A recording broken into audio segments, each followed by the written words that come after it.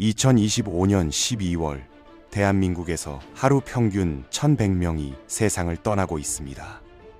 연간 40만 명에 육박하는 역대 최고 수치죠.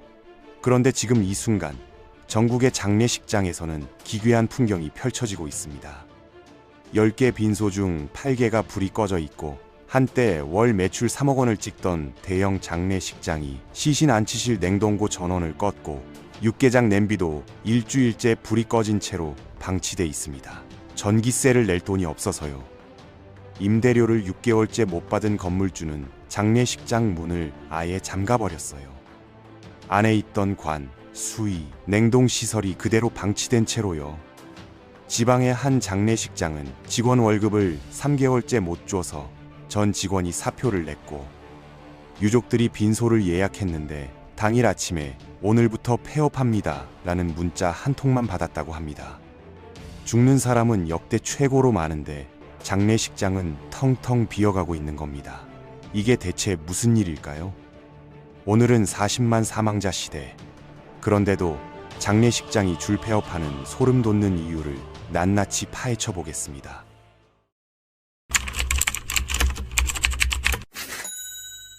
불과 5년 전만 해도 장례식장은 절대 망하지 않는 사업의 대명사였습니다. 사람은 반드시 죽고, 죽으면 반드시 장례를 치러야 하니까요. 그런데 2025년 그 공식이 완전히 깨졌습니다. 손님은 넘쳐나는데 장사는 망하는, 상식으로는 이해할 수 없는 현상이 벌어지고 있는 거죠.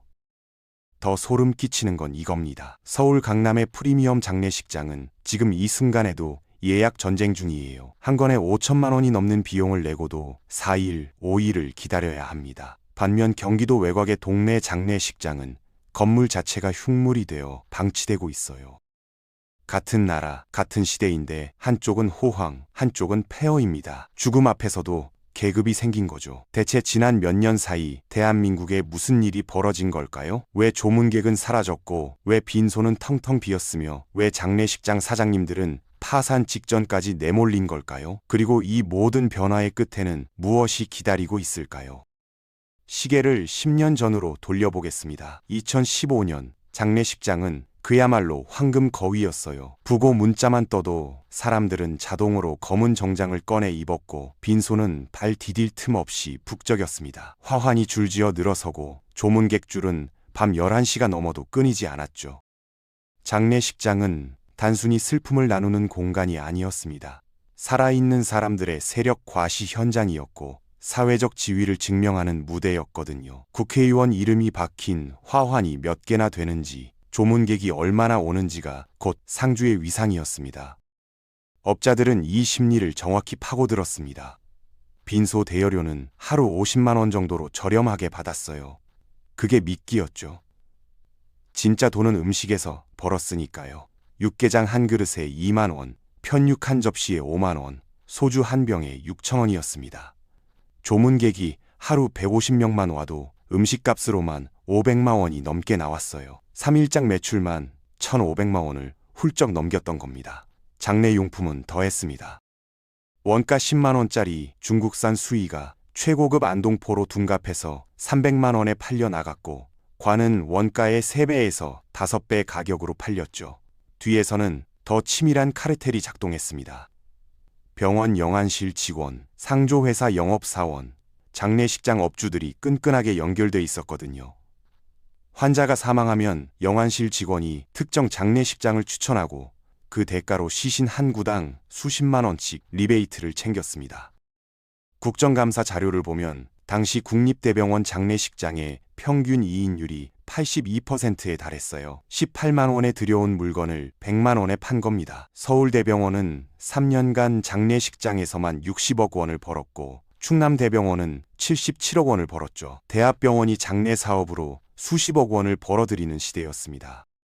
그런데도 유족들은 크게 불평하지 않았어요. 왜냐고요? 조의금으로 웬만큼 충당이 됐으니까요. 당시에는 자녀가 3남매, 4남매가 기본이었고, 그들의 직장 동료와 친구들이 부조금을 두둑하게 들고 찾아왔습니다. 5만 원에서 10만 원씩 거친 조의금은 바가지 요금을 메우고도 남았거든요. 서로 속고 속이면서도 겉으로는 잘 가셨다며 훈훈하게 마무리되던, 어찌 보면 낭만적이까지 했던 고비용 저효율의 시대였죠. 장례식장 사장님들은 앉아서 계산기만 두드리면 됐습니다. 손님은 자동으로 들어왔고 돈은 저절로 벌렸으니까요. 하지만 이 달콤한 현금치에 취한 그들은 가장 중요한 변화를 놓치고 있었습니다. 자신들의 고객이 영원히 그 자리에 있을 거라는 착각이었죠. 그 오만이 2002년의 몰락을 불러왔습니다. 균열은 인구 통계학적 지각 변동과 함께 훨씬 먼저 시작됐거든요. 2025년 현재 장례시장을 지배하는 키워드는 딱 하나입니다. 산무장례예요. 빈소가 없고 조문객이 없고 음식이 없는 장례 말이죠. 무빈소 장례를 선택하는 비율이 최근 3년 사이 3배 이상 급증했습니다. 빈소를 차리지 않고 시신 안치 후 바로 화장장으로 직행하는 거예요. 첫 번째 균열, 상주의 소멸입니다. 지금 장례를 치르는 고인들은 대부분 80대 이상이에요. 그렇다면 상주는 50대에서 60대겠죠. 문제는 그 다음 세대입니다. 고독사한 50대 중년, 가족 없이 떠난 청년들, 이들에게는 상주가 없거든요. 가족이 없는데 누가 장례식장을 빌리고 누가 육개장을 주문하겠습니까? 2024년 기준 무연고 사망자가 1102명으로 3년 전보다 2.5배 증가했습니다. 이들은 지자체의 공영 장례로 처리되는데 최소한의 절차만 거쳐 화장됩니다. 민간 장례식장은 아예 관여할 기회조차 없는 거죠. 더 충격적인 건 평범한 가족에게서도 조문객이 사라졌다는 겁니다. 과거 한국은 다자녀 국가였어요. 5남매, 7남매가 흔했고 형제 집안만 해도 수십 명이 모였습니다. 한 빈소에 하루 수백 명이 오는 게 당연했죠. 지금은 어떻습니까? 자녀가 1명, 많아야 2명입니다. 형제 자매가 적으니 그들을 통해 연결되는 조문객도 당연히 줄어들 수밖에 없어요. 장례식장은 철저하게 숫자의 영향을 받는 비즈니스입니다. 가족이 적으면 조문도 줄어들죠. 계산이 필요 없는 단순하고 잔인한 현실인 겁니다. 직장 문화의 몰락도 결정타를 날렸습니다.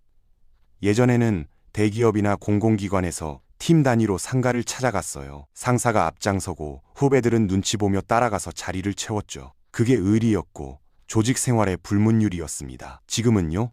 야근도 많고 개인 시간이 더 중요해진 시대예요. 부장님, 저 오늘 약속 있어서요 라는 말이 통하는 시대가 됐거든요. 누군가 장례가 나도 같이 갈 동료가 없고 시간을 빼는 것도 불가능합니다. 장례식장 관계자들은 말합니다. 직장 조문객은 멸종했다고요. 조의금 문화도 끝났습니다. 조의금은 한국 사회의 묘한 안전망이었어요. 경조사비로 서로를 돕는 시스템이었죠. 하지만 지금 사람들은 이렇게 말합니다. 받은 만큼 돌려줘야 하니까 부담이다. 결혼을 안 하고 아이를 안 낳고 부모님 장례도 간소하게 하는 사람들이 늘어나면서 내가 낸 돈이 나에게 다시 돌아올 확률이 거의 없는 구조가 된 거예요. 결국 경조사는 인간관계의 의리가 아니라 그냥 빚이 되어버렸습니다. 조의금 받아봤자 식대 내면 적자라는 말이 현실이 된 거죠. 코로나19가 결정적인 변곡점이었습니다. 2020년부터 2022년까지 정부는 장례식장에도 사회적 거리두기를 적용했어요. 빈소에 동시에 있을 수 있는 인원이 제한됐고 식사도 간소화됐죠. 어쩔 수 없는 상황이었습니다. 그런데 이상한 일이 벌어졌어요. 코로나가 끝난 뒤에도 조문객이 돌아오지 않은 겁니다. 150명 오던 조문객이 30명으로 줄었고 가족 10명만 모여서 장례를 치르는 경우가 흔해졌어요. 코로나가 조문 문화를 완전히 바꿔버린 거죠. 사람들은 깨달았습니다. 장례식장에 안 가도 아무 일도 일어나지 않는다는 걸요. 카카오톡에는 조의금 전용 봉투 기능까지 생겼습니다. 터치 몇 번이면 조문이 끝나는 시대가 된 거예요. 직접 가지 않아도 예의를 다했다고 생각하는 문화로 바뀐 겁니다. 젊은 세대일수록 이런 경향이 강해요. 한 온라인 커뮤니티 설문조사에서 응답자의 70% 이상이 친하지 않은 사람 장례식은 가지 않겠다고 답했습니다. 장례식장이라는 공간 자체를 불편해하고 죽음과 마주하는 게 두렵고 낯선 사람들 사이에서 예의를 지켜야 하는 게 스트레스라는 거죠. 경제적 여력의 고갈도 한몫했습니다. 산 사람도 살기 힘든데 죽은 사람한테 수천만 원을 태운다는 인식이 MZ세대를 넘어 기성세대까지 퍼졌거든요. 최근 한 온라인 커뮤니티에 올라온 사연이 인터넷을 뒤집어놨습니다. 친할머니 돌아가셨는데 장례식 비용 이거 맞나? 글쓴이는 아주 검소하게 진행했다고 생각했는데 2박 3일 장례식장 임대료만 600만 원이 나왔다고 했어요. 버스 대절비, 화장비, 관값까지 합치니 총 1200만 원이 훌쩍 넘더라는 겁니다. 한국소비자원 자료를 보면 2015년 평균 장례 비용이 1380만 원이었는데 물가가 폭등한 지금은 최소 1730만 원에서 많게는 2600만 원까지 듭니다. 더 화가 나는 건 비용의 내역입니다. 대부분의 장례식장은 위생 문제를 핑계로 외부 음식 반입을 철저히 금지하거든요. 독점이라는 소리죠. 그러고는 수박 한 통에 5만 원, 수육 1kg에 14만 원을 받습니다. 시중가의 몇 배, 아니 몇십 배의 마진을 붙여 파는 거예요. 유족들은 슬퍼할 겨를도 없이 계산기부터 두들겨야 합니다. 빈소 계약하자마자 꽃 장식 비용, 밥값, 수의 비용이 끝도 없이 청구되는데 이때 장례업자들이 가장 많이 하는 멘트가 있습니다. 마지막 가시는 길인데 좋은 거 해드려야죠. 평생 한 번뿐인 이별인데 제일 싼 거 쓰시게요? 이건 위로가 아니라 고인을 볼모로 잡은 감정적 인질극이나 다름없어요. 결국 유족들은 이럴 바엔 안 하고 만다며 직장례를 선택합니다. 빈소를 차리지 않고 시신 안치 후 바로 화장으로 직행하는 비율이 40%를 넘은 건 경제적 부담과 업계의 탐욕이 만들어낸 합작품인 겁니다.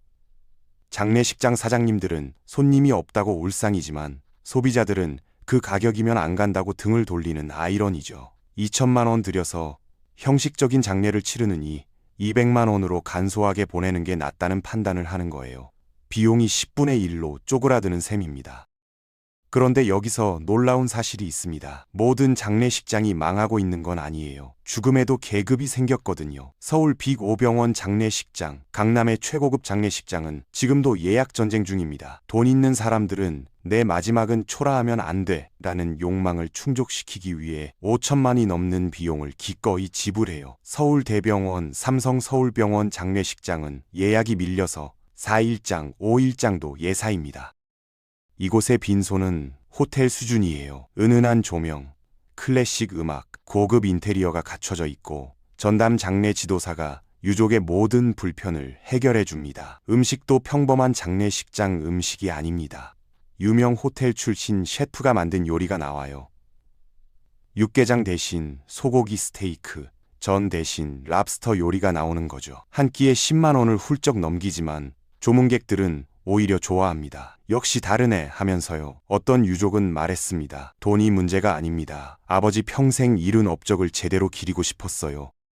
조문객 명단만 봐도 아버지가 어떤 분이셨는지 알 수 있잖아요. 화환 100개가 넘고 대부분 유명 정치인이나 기업인 이름이 적혀 있죠. 장례는 고인을 보내는 의식이 아니라 살아있는 사람들의 세력 과시 무대인 겁니다. 반면 동네 장례식장, 요양병원 부속 장례식장은 어떻습니까? 시신을 안치할 냉동고, 전기세도 못 내서 전원을 끄는 일이 허다합니다.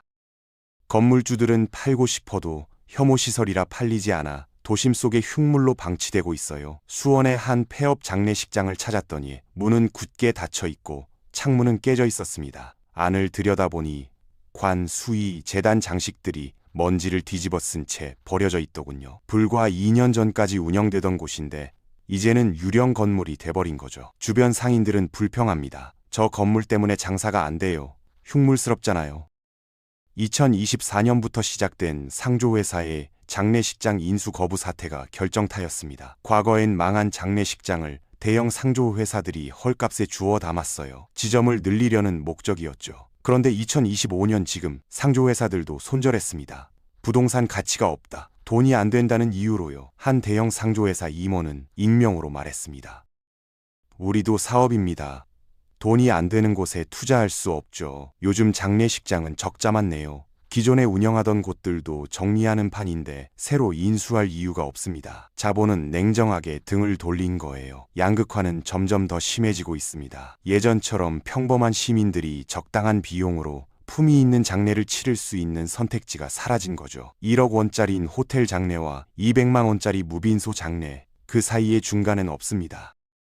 2025년 7월 제주대병원은 16년간 운영하던 장례식장을 폐쇄했어요. 연간 500건의 장례를 치르던 곳이었는데 더 이상 수익성이 없다는 판단을 한 겁니다. 전국적으로 비슷한 상황이에요. 지방 중소도시의 장례식장들은 이미 절반 이상이 폐업했거나 휴업 상태입니다. 남아있는 곳들도 하루하루 연명하는 수준이죠.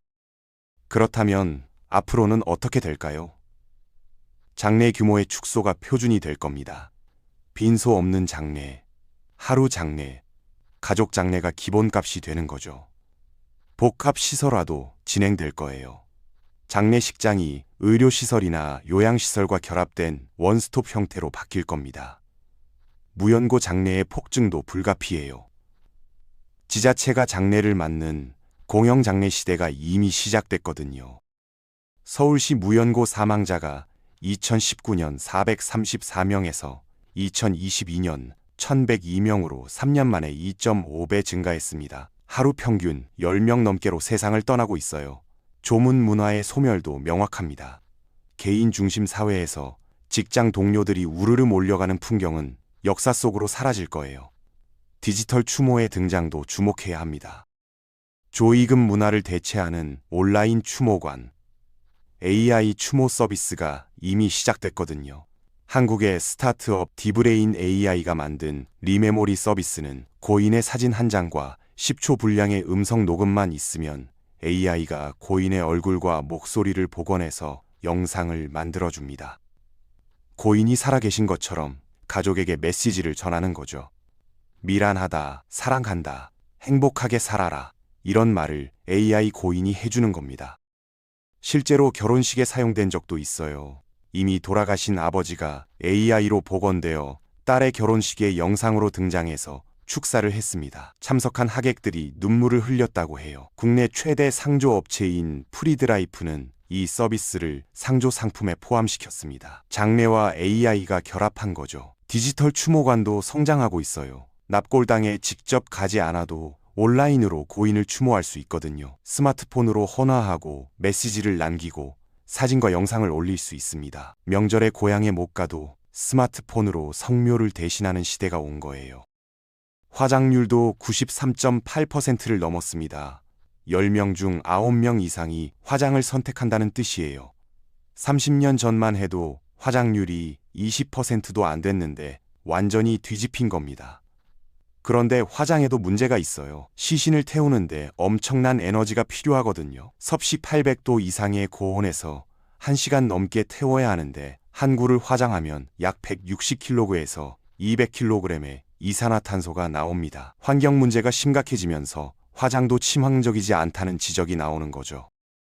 해외에서는 새로운 친환경 장례법이 주목받고 있습니다. 수분해장, 퇴비장, 버석관 같은 방식이에요. 수분해장은 물로 시신을 분해하는 방법인데 고인의 시신을 특수한 물이 들어있는 용기에 넣고 높은 온도로 가열하면 약 6시간 후 뼈를 제외한 모든 것이 분해됩니다. 화장보다 에너지 사용량이 훨씬 적고 이산화탄소 배출도 적어요. 영국에서는 2023년부터 시행 중입니다. 퇴비장은 시신을 흙으로 만드는 방법이에요. 고인의 시신을 톱밥, 나뭇가지, 버섯 같은 것들과 함께 밀폐된 공간에 넣으면 8주에서 12주 후 뼈를 제외하고 모두 분해되어 한 줌의 흙이 됩니다. 그 흙으로 나무를 심는 거죠. 미국 워싱턴주에서 2019년 처음 합법화됐어요. 한국에서도 변화가 시작됐습니다. 2025년 1월 24일부터 산분장이 합법화됐거든요. 산분장은 화장한 유골을 산이나 바다에 뿌리는 겁니다. 납골당에 모시는 대신 자연으로 돌려보내는 거예요. 해안선에서 5km상 떨어진 바다에서 뿌릴 수 있습니다. 조사에 따르면 국민 10명 중 7명이 산분장에 긍정적이라고 답했어요. 납골당 비용 부담 없이 자연으로 돌아갈 수 있다는 점이 매력적인 거죠. 2025년 12월 장례식장의 몰락을 지켜보며 우리는 무엇을 생각해야 할까요? 어떤 분들은 거품 빠지고 잘된 거 아니냐, 허례허식 사라지니 좋다고 하실 수도 있습니다. 맞습니다. 수육 1kg에 14만 원을 받는 그런 폭리와 허위허식은 사라져야 마땅해요. 하지만 우리가 간과해서는 안 될 것이 있습니다. 장례식장이 사라진다는 건 우리가 슬픔을 나누고 서로를 위로하던 물리적인 공간이 사라진다는 뜻이거든요. 이제 죽음은 처리해야 할 행정 절차가 돼버렸습니다. 택배 상자처럼 화장터로 배달되고 뼈가루가 되어 뿌려지면 끝나는 아주 효율적이고 건조한 프로세스만 남았어요. 장례식장 사장님들의 탐욕이 문제였을까요? 물론 그 책임도 큽니다. 하지만 더 근본적인 건 사람과 사람 사이의 끈이 끊어진 우리 사회의 자화상입니다. 내가 죽었을 때 와줄 사람이 없다는 공포, 남의 죽음에 굳이 내 시간을 쓰고 싶지 않다는 무관심, 텅 빈 장례식장은 바로 그 마음들이 모여 만든 결과물이에요. 영상을 마치며 여러분께 한 가지 질문을 던지고 싶습니다. 장례식장이 모두 사라지고 드라이브스루 화장터만 남게 될 머지않은 미래, 여러분의 마지막 가는 길은 어떤 모습일까요? 그리고 그때 누가 여러분의 곁을 지키고 있을까요? 오늘 이야기가 흥미로우셨다면 구독과 좋아요 부탁드립니다.